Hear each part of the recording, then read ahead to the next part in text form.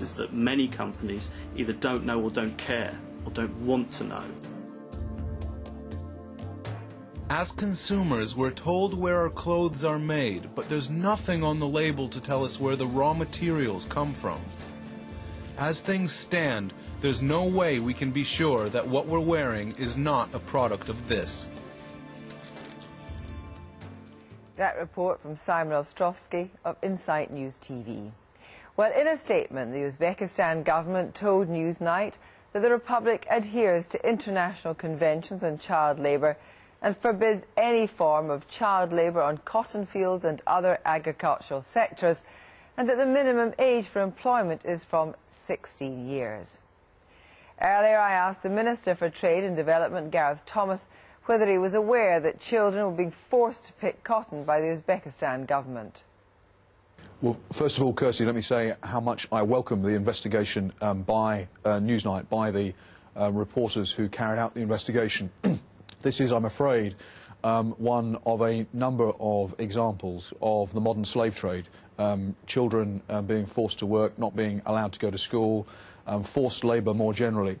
We estimate through the International Labour Organization that about 12 million people worldwide are victims of what is the modern slave trade. Yes, but the problem is we have now evidence, clear evidence about what's going on in Uzbekistan, and we know that that cotton is finding its way into British shops. It could even be in the shirt that you're wearing. So will you now appeal to the Uzbek government directly to stop forced child labour?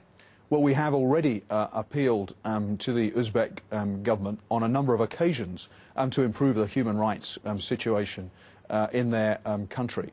And I am very happy to repeat the request to the Uzbek government to protect their children properly. And I hope that the report that your investigators have produced will give businesses pause for thought and help them to recognise that they need to do more. After tonight's report on Newsnight, will you be talking to British manufacturers, importers and retailers, reminding them of their commitment and insisting that they do not buy cotton from suppliers who have used forced child labour, the suppliers being the government?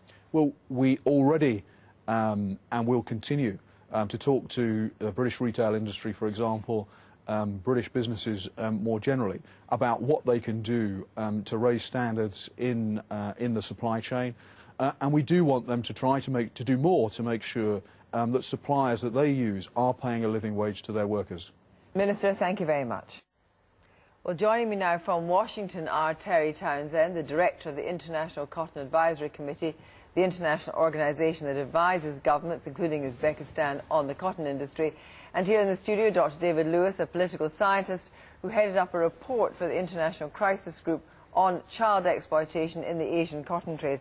First of all, Terry Townsend, did you know about forced child labour, not children helping out their families, but government-directed forced child labour in Uzbekistan? There have been rumors about this for quite a while, certainly legacies from the Soviet era, and it was well known that these continued through the early 90s. The general understanding, the expectation, certainly what everyone was common knowledge in the industry is that these abuses had ended earlier, and that high school students, age 16 and over, college students, continued to pick cotton during the harvest season, but not younger children. So now you've seen this, and that you represent the Uzbekistan government. What do you intend to do about it? It's not correct. I represent the Uzbekistan government. We help to advise governments. Yes, exactly. Right. Well, obviously, this is a shocking revelation. Nobody condones child labor, especially under onerous conditions that are not age appropriate, and obviously this footage would fall in that category. The appropriate path at this point is moral suasion through the use of information and collecting data, raising this issue in discussions with government officials, bringing visibility to issues of this type, not only in Uzbekistan but other countries where labor abuses occur is a necessity and something that will be happening. Well, you hear, Dr. David Lewis, what Terry Townsend is saying, but of course there have been a number of reports into forced child labour in Uzbekistan. Is it credible that until now this was not certain to be happening? No, it's certainly not credible, and you saw in that report several of the cotton buyers in Tashkent. There's many people who've travelled to Tashkent regularly over the years who know very well what is happening on the ground. And they're just being disingenuous if they suggest that it's just children helping their families, or if there's been no official evidence of this. It's very well known inside Uzbekistan. Anyone who's spent time there is well aware of the problem. And so why does the Uzbekistan government feel immune, as it were, from criticism? Because it's never been placed under any international pressure on this issue. It's never been placed under pressure from commercial companies who've made very good profits out of this business, of course, and never been placed under pressure by, for example, the UK government or indeed the European Union. Terry Townsend, Human Rights Watch, also the Environmental Justice Foundation, all have produced reports on forced child labour in Uzbekistan. You know the country intimately. Do you really think, through the process of information now, anything can be done to influence the Uzbekistan government? They seem, as I say, immune to outside criticism. I don't think any government, other than perhaps North Korea, is truly immune from outside pressure.